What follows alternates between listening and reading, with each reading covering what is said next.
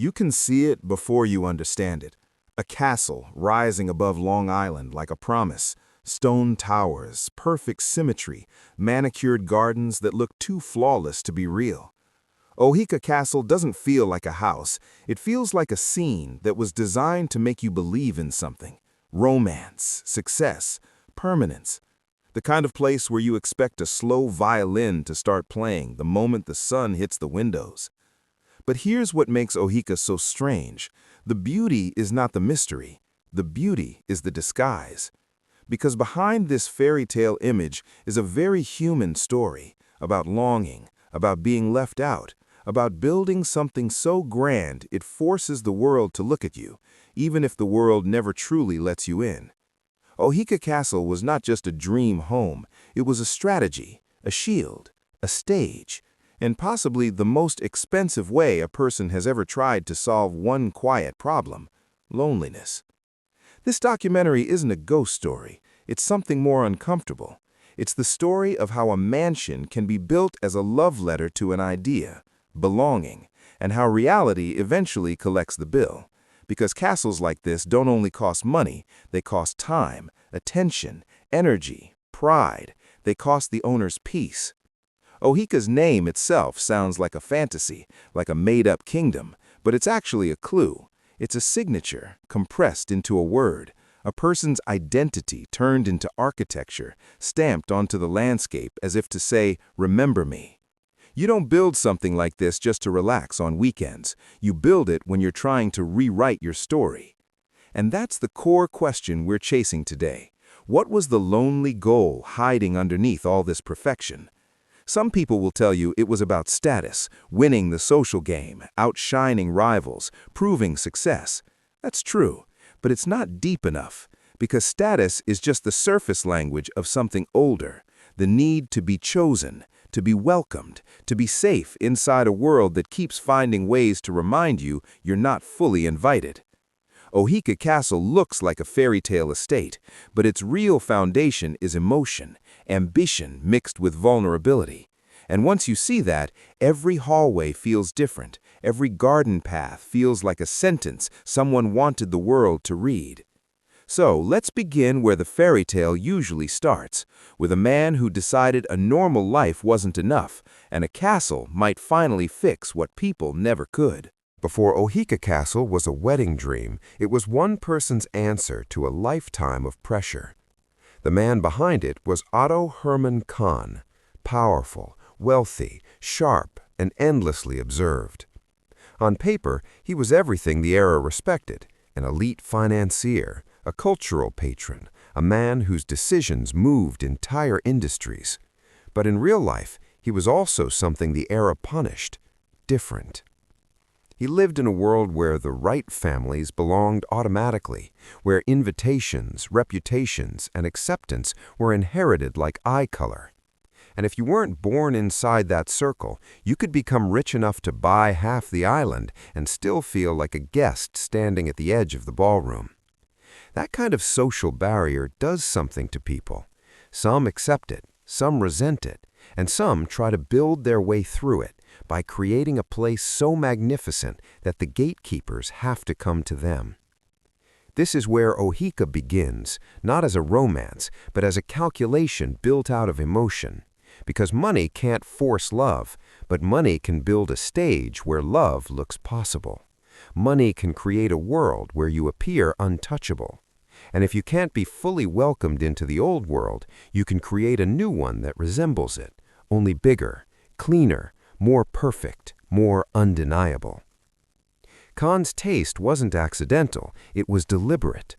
The castle was designed to feel European, timeless, aristocratic. Not new rich, not flashy in the cheap way, elegant in the way that whispers, "I've always been here." That whisper is important because it's exactly what outsiders most want to be able to say. But there's a contradiction hiding in that idea.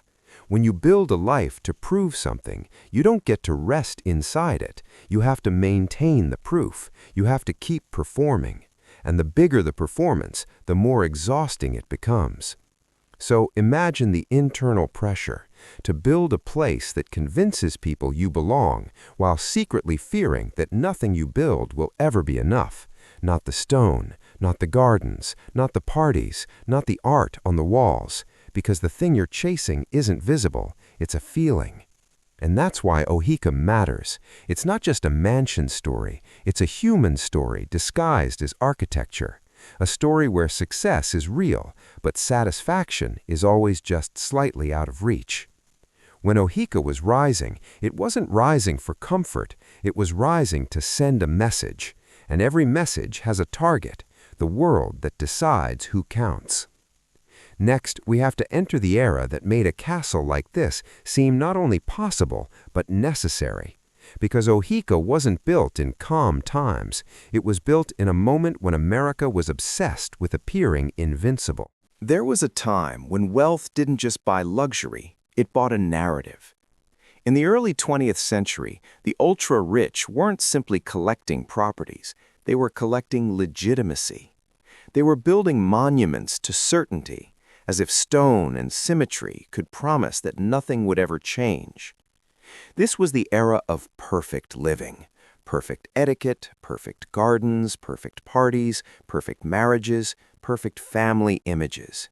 And underneath all that perfection was a quiet fear that the future might be unstable, that the world might shift, that fortune might be temporary. So the wealthy did what humans often do when they're anxious. They tried to freeze time in something solid.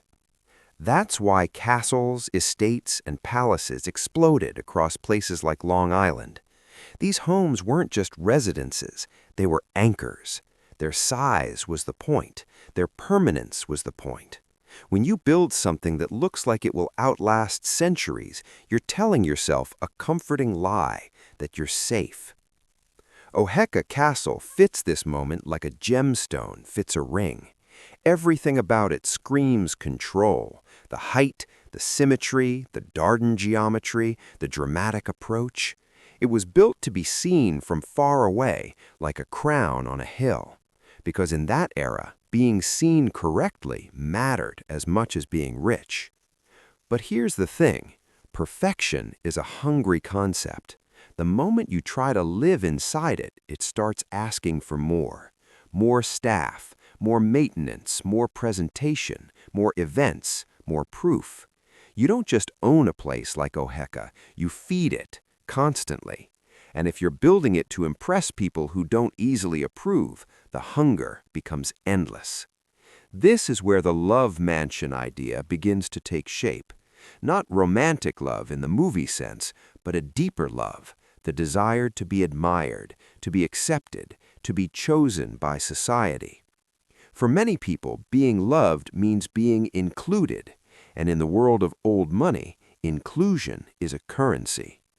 So Oheka was built as a kind of giant invitation, an irresistible one, a place so beautiful that it turns no into maybe, a place that whispers to the elite, come, experience this, be part of this story.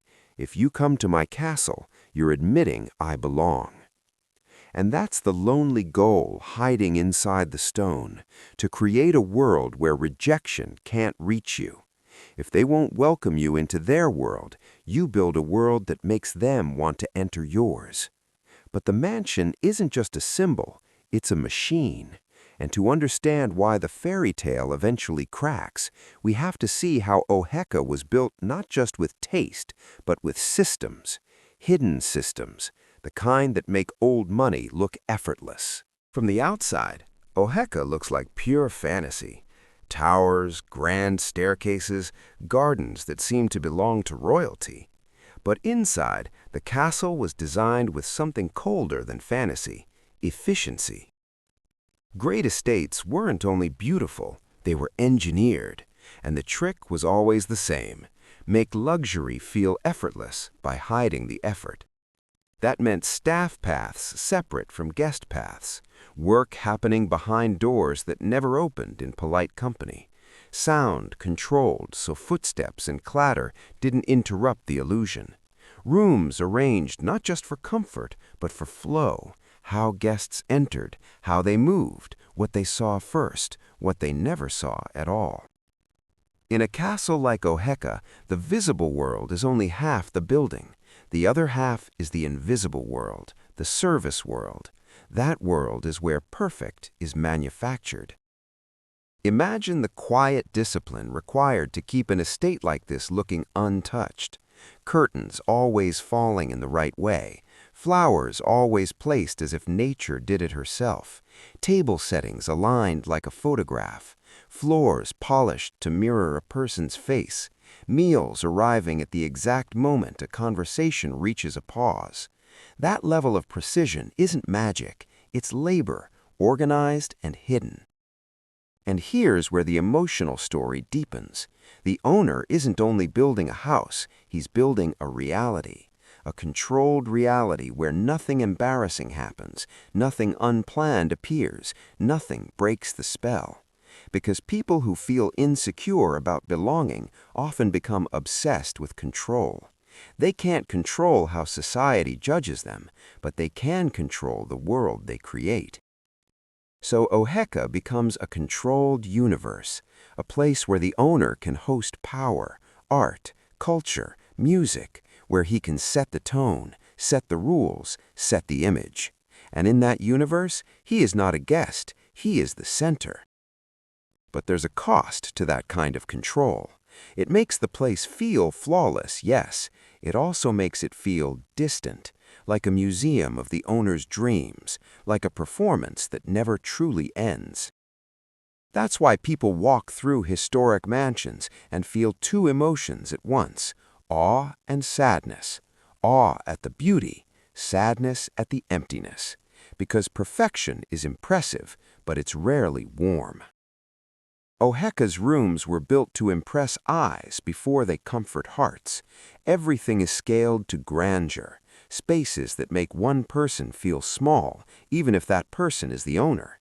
And when you build a life at that scale, closeness becomes difficult, normalcy becomes impossible. So when we call Oheka a love mansion, we have to be honest about what kind of love it's chasing. Not the quiet love of home, the love of approval. The love of being accepted as legitimate. Next, we need to watch the castle come alive, the parties, the glamour, the fantasy version of Oheka. Because the fairy tale didn't just exist in architecture, it existed in moments and in the people invited to witness them. Oheka's golden years weren't defined by silence. They were defined by evenings that felt like scenes. Carriages arriving, coats taken, music drifting through halls, candlelight reflecting on polished surfaces. This was the castle doing what it was built to do, turn wealth into atmosphere and atmosphere into power. But the most important thing about these parties wasn't the food or the music. It was what the parties proved. They proved that the owner could gather the right people in one place. They proved that culture, status, and elegance lived here, on his hill, under his roof, by his rules. That's what made the parties addictive. They weren't just social events, they were validation events. In old money circles, being invited isn't the only currency. Being able to invite is even bigger, because it flips the direction of approval. Instead of chasing acceptance, you become the one granting access. So Oheka became a magnet, a place where influential guests could enjoy luxury and feel close to power, where famous names could glide through rooms designed to make every conversation feel important, where laughter sounded richer because the ceilings were higher, where even ordinary moments felt like they belonged in a magazine. And this is where the fairy tale begins to fool everyone, especially the audience looking back later. Because photos of grand parties make it seem like the story was happy, like the castle achieved its purpose, like the dream worked. But a stage can be full of people and still feel lonely. If the castle's real goal was belonging, then each party is both a celebration and a test. Did they come because they respect me, or because the castle is irresistible?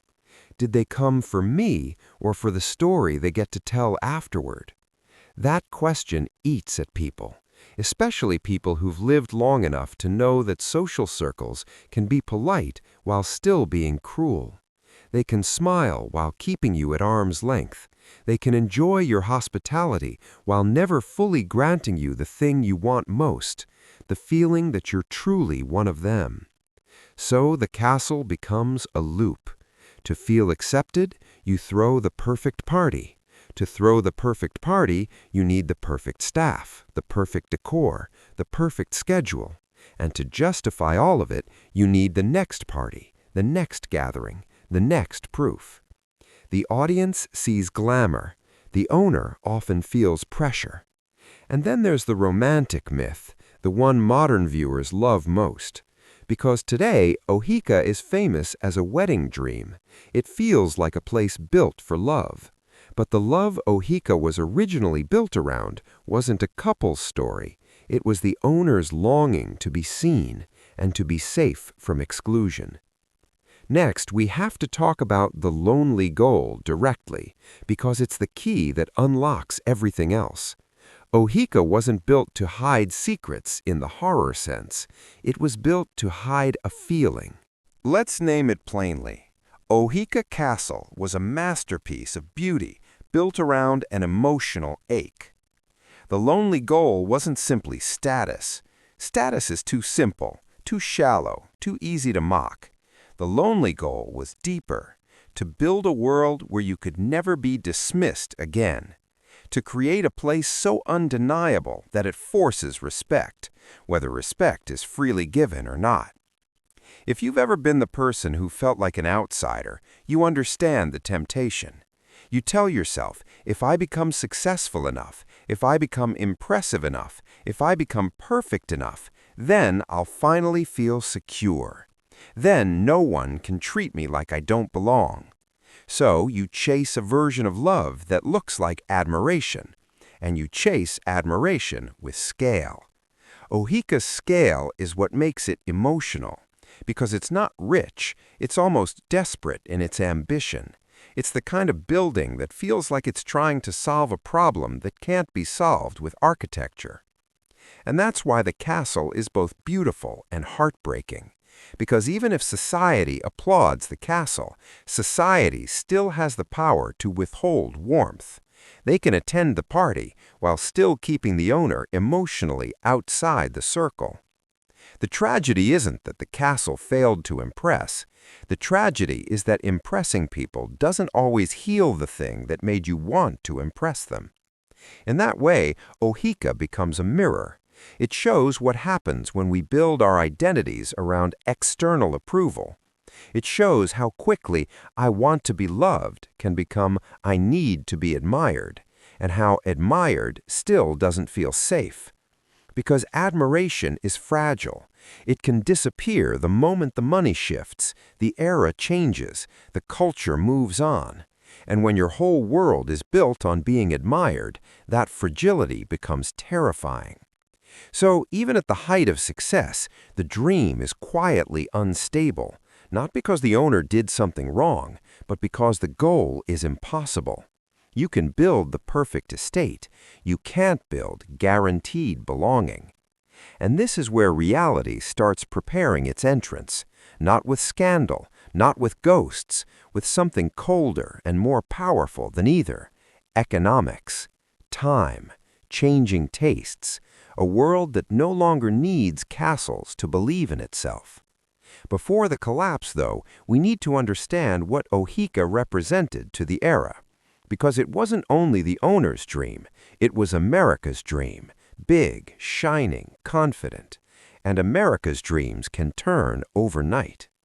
Next, we step into the moment when the fairy tale starts to wobble, even while it still looks perfect in photographs. Every great estate has a hidden truth. The building is never the only thing being maintained. The illusion is. At Oheka, The illusion depended on constant motion. Staff working quietly and endlessly, gardens trimmed to geometric perfection, interiors kept spotless, events scheduled, planned, polished. A castle like this doesn't sit, it performs every day. But performance has a rhythm, and rhythm can break. Even in its prime, Oheka existed in a world that was shifting. Technology was changing how people lived. Travel was changing how people socialized. New money was rising. Old money was tightening its boundaries. And in the background, the biggest threat of all was forming: uncertainty. The ultra-rich often look untouchable right up until the moment they aren't. That's because wealth isn't only cash, it's confidence, it's social mood, it's investment wind. When the wind changes, the most impressive castles can suddenly feel like liabilities. And Oheka, for all its beauty, had a practical problem. It was enormous. Enormous to staff, enormous to heat, enormous to maintain, enormous to justify. When times are good, enormous feels like power. When times change, enormous feels like weight. So the castle begins to carry its own shadow. A place built to look effortless is now demanding effort at a scale that can't be ignored. And the owner has to face a quiet question that every builder of grand dreams eventually faces. How long can I keep feeding this? This is where the emotional story gets sharper, because the lonely goal wasn't only to build a castle, it was to prove permanence, to create something that says, I'm here and I will remain. But permanence is an illusion humans chase, because deep down we know how temporary everything is.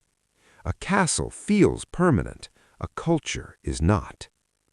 As the years move forward, Oheka stands as a masterpiece, yet it's already living in a world that's becoming less interested in masterpieces. People's attention shifts. The next generation wants different symbols. Social life changes. What used to feel like the center of the world starts to feel far away. And when that shift happens, a castle can't adapt quickly. It's stone, it's fixed. It can't shrink itself, it can't become casual, it can't become cheaper to run without losing the very identity it was built to project. So even before the big crash, the castle is vulnerable, not because it's weak, but because it's too strong in one direction: grandeur. And grandeur is expensive in every era, but especially in eras that stop worshiping it. Next, we reach the moment where reality steps into the fairy tale with no apology, the moment that turned palaces into burdens across the country. And Oheka, no matter how perfect, could not negotiate with it. There are moments in history that feel like a door slamming. One day the world is glittering, and the next day the glitter looks foolish. In America, that door slam came when the economy shifted and the fantasy of endless prosperity cracked. For castles like Oheka, this wasn't just a financial problem, it was an identity problem. Because an estate like this depends on a cultural belief that the wealthy will keep living grandly, that society will keep orbiting them, that the world will keep rewarding spectacle. When that belief breaks, the castle stops being a crown and starts being a billboard that reads, cost. And cost is a terrifying word when the mood turns. People who once admired wealth begin to question it. People who once wanted invitations start avoiding optics. The parties feel different, the glamour feels less innocent, the maintenance feels louder. The staff needs remain the same, but the social environment changes fast. A fairy tale estate doesn't survive reality by being more beautiful. It survives by being adaptable. And Oheka wasn't built for adaptability. It was built for impact. This is where the couldn't survive reality title becomes literal. The reality wasn't a single event. It was a new era, a new logic, a new definition of what made life impressive. And that's the harsh truth about grand symbols. They're only powerful as long as the culture agrees they are. So what happens to a castle when the culture stops agreeing? At first, the decline can look subtle. Fewer gatherings, less public buzz, more private silence. A sense that the building is waiting, like a theater after the show has ended. Then the decline becomes practical. Rooms unused, sections closed off, repairs delayed, staff reduced.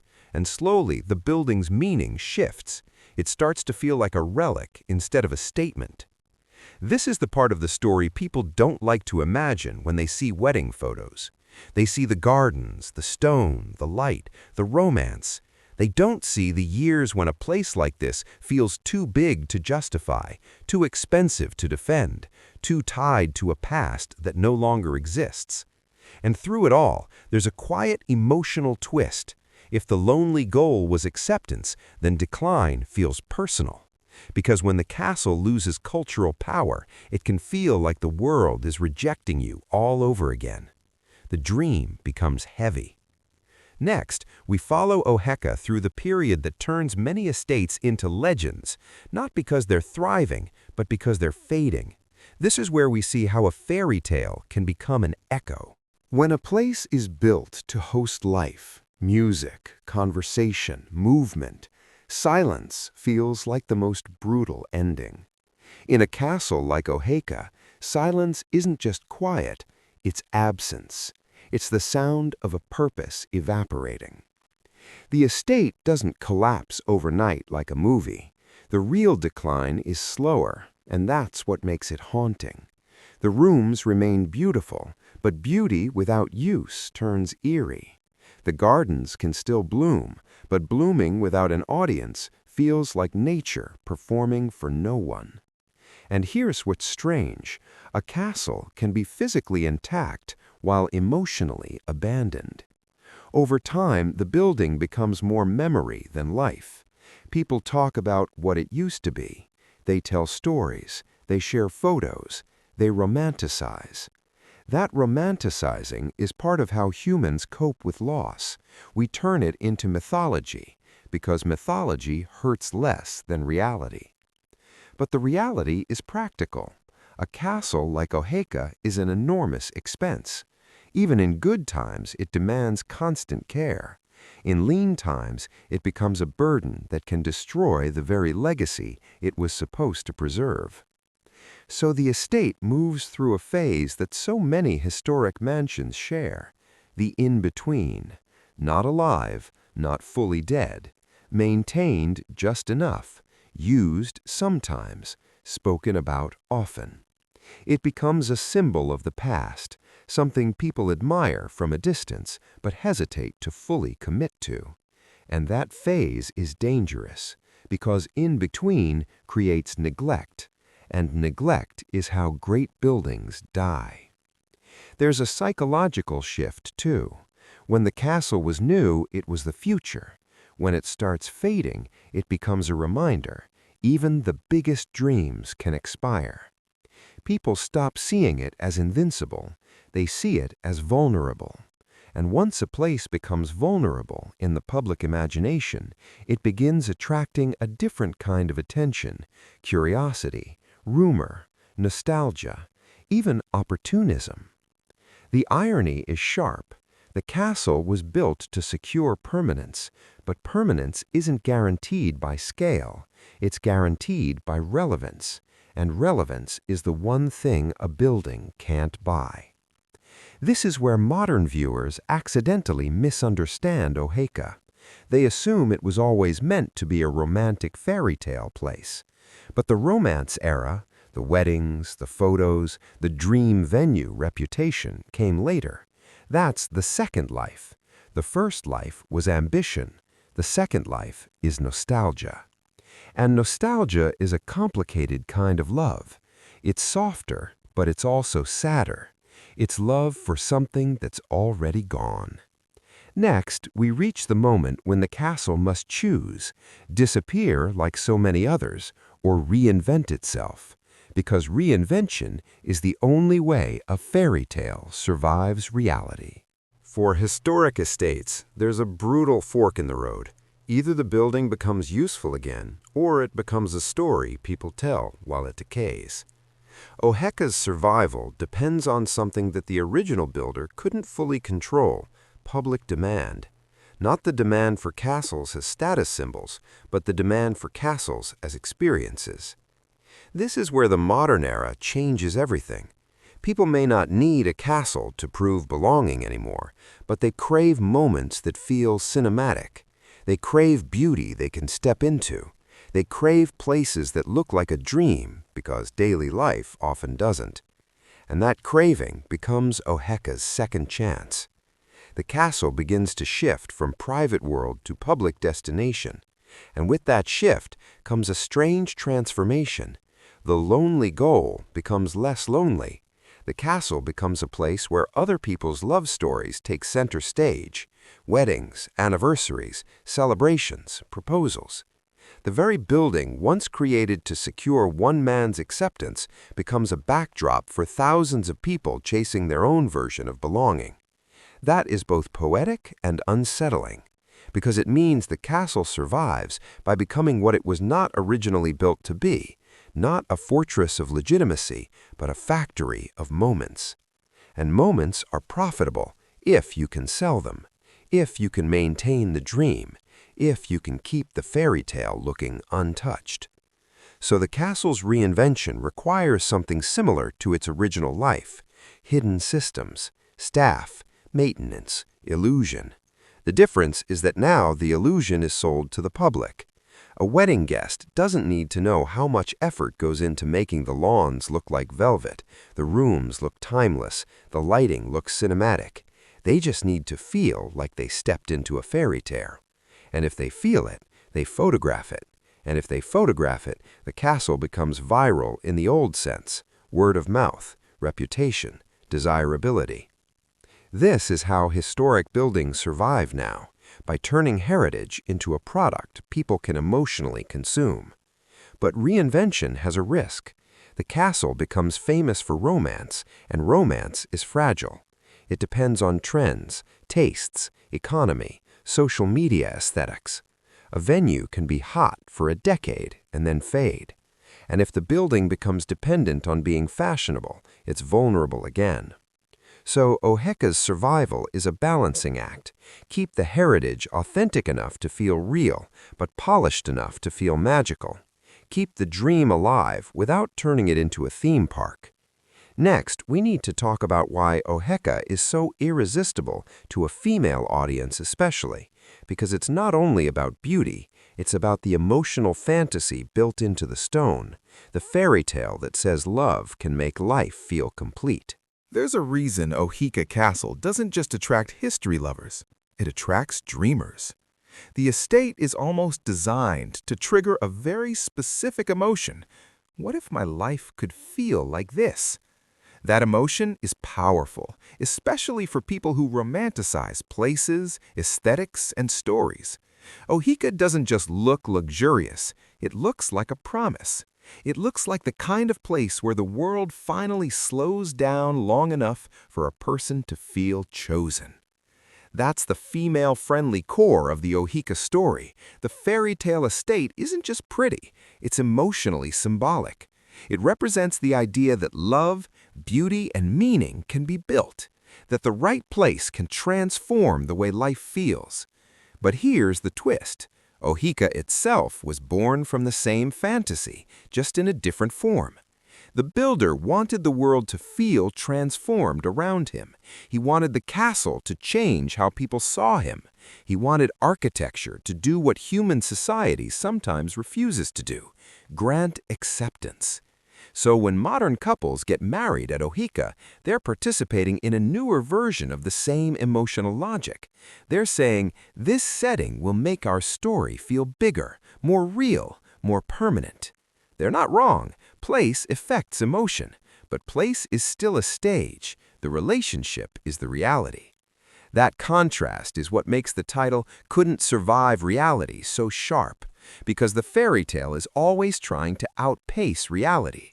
We want the photos, the glow, the cinematic moment, but life continues after the music ends. Bills exist, pressure returns, and if the fantasy is too strong, reality can feel disappointing. Oheka becomes a perfect metaphor for that human experience. It shows how we use beauty to protect ourselves from fear. We build perfect rooms, perfect weddings, perfect images, because we want something we can trust. We want something that won't leave. But the truth is, perfection doesn't guarantee security. Sometimes it hides insecurity. Sometimes it's built on it. So Oheka isn't just an estate documentary. It's a story about what people do when they want to be loved and safe. The builder tried to solve it with a castle. Modern visitors try to feel it in a moment. Both are chasing the same thing, just with different language. Next, we have to bring the story home with the central lesson. What does Oheka teach us about wealth, romance, and the danger of building a life around appearances? Because the castle's final meaning isn't in the stone, it's in what the stone reveals about us. In every fairy tale, there's a moment the story doesn't show you. The maintenance, the exhaustion, the compromise, the quiet reality behind the glitter. Oheka Castle is that hidden chapter made visible. Because a castle like this is not only expensive, it's emotionally expensive. It demands that everyone inside it plays a role. The staff plays the role of invisibility, making perfection happen without being noticed. The guests play the role of elegance, moving through the space like they belong. The owner plays the biggest role of all, the person whose world is flawless. That role is exhausting. And that's the hard truth behind many perfect lives.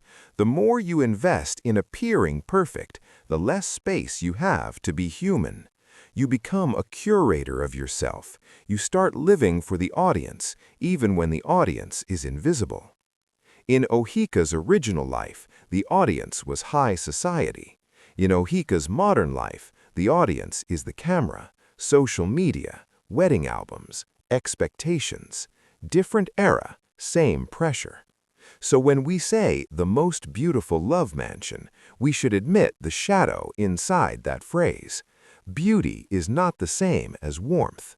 Love is not the same as approval. And a mansion cannot replace a feeling of being truly at home.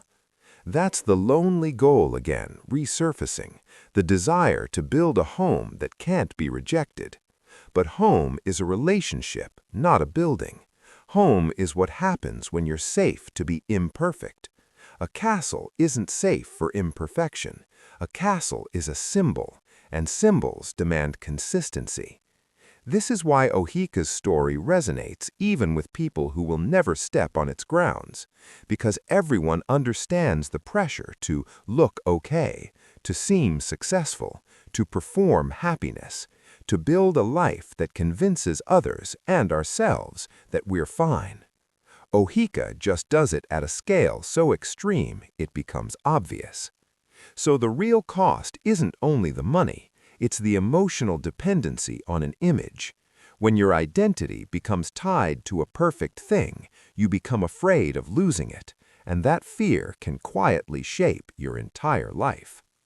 Next, we'll trace the castle's legacy in the modern world, how it became a dream venue, why it remains iconic, and what the future of places like this really looks like.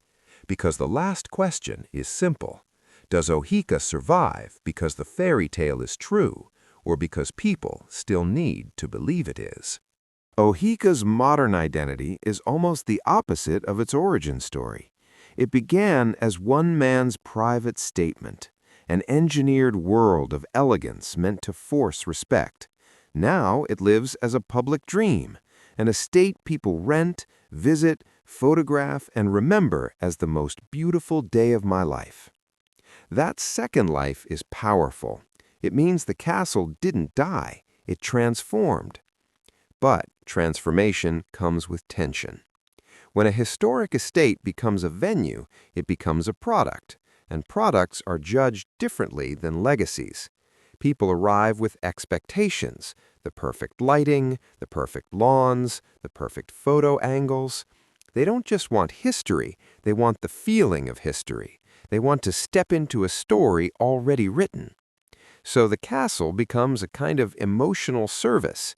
It gives people a fairy tale backdrop, and they give it relevance in return. That arrangement is why Oheka can survive, because relevance is what pays for preservation. And in that sense, modern romance becomes Oheka's maintenance plan. Couples don't come for the builder's story, they come for their own. They come to say, look, this is real, this is ours, this is forever, even though deep down we all know forever is fragile. That's not cynical, that's human. So Oheka becomes a symbol of hope again, just not the hope the original owner was selling. The owner sold the hope of acceptance through grandeur. Modern visitors buy the hope of meaning through beauty. But here's the quiet risk. If the dream becomes the only reason people care, what happens when the dream goes out of style? When tastes change? When a newer venue becomes the trend? When the algorithm stops rewarding this kind of aesthetic? That's the reality problem again. Reality always returns. So the castle must do two things at once: remain timeless and remain desirable. Timelessness is heritage. Desirability is marketing. Heritage wants authenticity. Marketing wants perfection. And the castle has to balance them without breaking. That's why the hidden system theme matters even here, because the second life still relies on invisible work: restoration, staff, planning, constant protection. It's the same machine as before, just pointed at a different purpose. In a strange way, Oheka finally achieved belonging, not for its builder, but for itself. It became a place people want to enter. People want to be part of its image. The castle no longer begs to be accepted. It is accepted. And yet, the emotional lesson remains. Acceptance through beauty is still a kind of performance. It's still fragile. It still depends on an audience. Next, we end where every great mansion documentary should end, not with stone, but with meaning. What does Oheka teach us about love, loneliness, and the danger of building a life that looks perfect? If you walk through Oheka's garden slowly, you start noticing something. The symmetry is calming, yes, but it's also strict. The pathways don't invite randomness. The design doesn't leave room for mess. It's controlled beauty. And controlled beauty tells you something about the person who wanted it. People who feel safe don't usually need to control everything.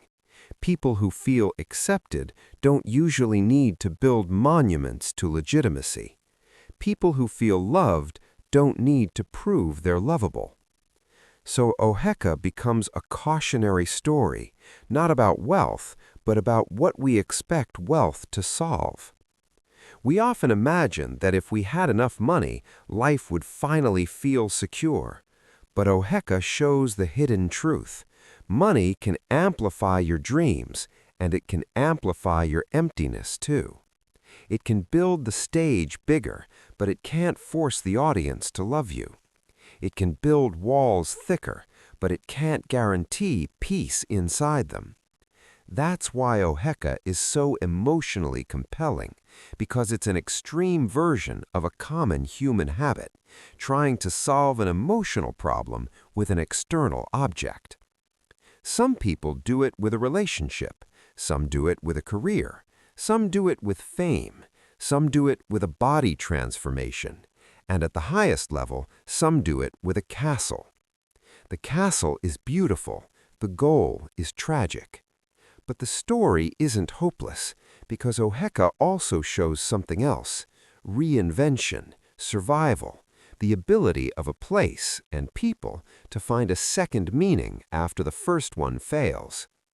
Oheka didn't remain a private monument to one man's longing. It became a shared dream space. It became a living place again. That transformation matters. It means failure isn't always the end. It can be a pivot into something healthier. Still, we can't romanticize it too much, because even the second life is built on performance. Weddings are emotional and real, but the wedding industry is also an industry. Photos are beautiful, but they can also be pressure. The fairy tale can be joy, but it can also be expectation. So the lesson is balance. Love the beauty, but don't worship it. Enjoy the fairy tale, but don't mistake it for reality. Build a beautiful life, but don't build it on the fear of not being enough. Because Oheka's real tragedy wasn't that it couldn't survive reality. The tragedy is that it was built partly to escape reality in the first place. Now, let's close the documentary the right way, with the final emotional landing, what the castle becomes when the lights are off, and what remains when the dream fades. At night, when the guests are gone and the gardens are quiet, Oheka Castle becomes what it has always been beneath the glamour, a giant question carved into stone. Why do humans build fairy tales? We build them because reality is heavy, because time is ruthless, because rejection hurts, because loneliness can make even a successful life feel unfinished. We build beautiful things, hoping they can protect us from that weight. For a while, Oheka did exactly what it was designed to do. It looked permanent, it looked perfect, it looked like an answer. But answers built from appearances don't last. Not because beauty is bad, but because beauty can't carry the responsibility we give it. Beauty can't guarantee belonging. It can't guarantee love. It can't guarantee peace. So the fairy tale cracked. And that crack is what makes Oheka timeless. Because that crack is human. What survives now isn't the original owner's fantasy of acceptance. What survives is the castle's ability to turn longing into a place people can step into. Oheka survives because it represents something we all chase, a moment where life feels larger than stress, a moment where the world looks ordered, a moment where love feels cinematic. In that sense, Oheka became a mirror for everyone who visits. Some come for history, some come for romance, some come to take photos. Some come because they want to feel, just once, like the main character in a story that ends beautifully. And maybe that's not foolish. Maybe that's the healthiest way to use a fairy tale, as inspiration, not as proof, as a celebration, not as a substitute. Because the real fairy tale isn't a castle. The real fairy tale is a life that feels safe without needing to be perfect.